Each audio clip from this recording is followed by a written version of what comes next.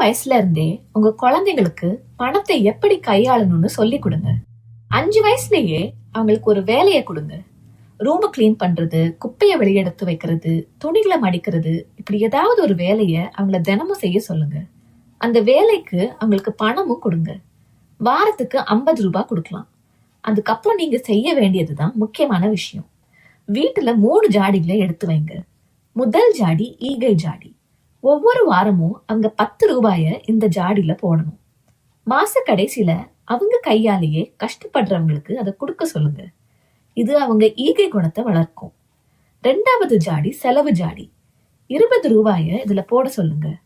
மாச கடைசியில அதை அவங்கள செலவழிக்க சொல்லுங்க. அதை வாங்காத இதை வாங்காதன்னு சொல்லாதீங்க. அவங்க இஷ்டப்படி எதை வேணும்னாலும் வாங்கட்டும். இது அவங்க சுதந்திரத்தையும் தெரிந்தெடுக்கும் திறனையும் வளர்க்குது. 3வது ஜாடி முதலீட்டு ஜாடி. 20 ரூபாய இதுல போட சொல்லுங்க. நீங்க ஒவ்வொரு வாரமும் உங்க பாக்கெட்ல இருந்து கூடுதலா ஒரு 10 ரூபாய இந்த ஜாடியில போடுங்க. அவங்க 20 ரூபாய் 30 ரூபாயா மாறும். பணத்தை சேமிச்சு வச்சா நாம சும்மா இருந்தாலும் பணம் பெருகுங்கிறத அவங்களுக்கு இந்த முதலீட்டு ஜாடி கற்றுக் கொடுக்கும். உங்க குழந்தைங்களுக்கு 10 வயசு ஆகும்போது அவங்க பணத்தை கையாள நல்லா படிச்சிருப்பாங்க. பல பெரியவங்க 40-50 வயசுலயும் இது தெரியாம திணறிக்கிட்டு இருக்காங்க. ஆனா உங்க குழந்தைங்க 10 வயசுலயே இந்த விஷயத்துல தேர்ச்சி பெற்றுவாங்க.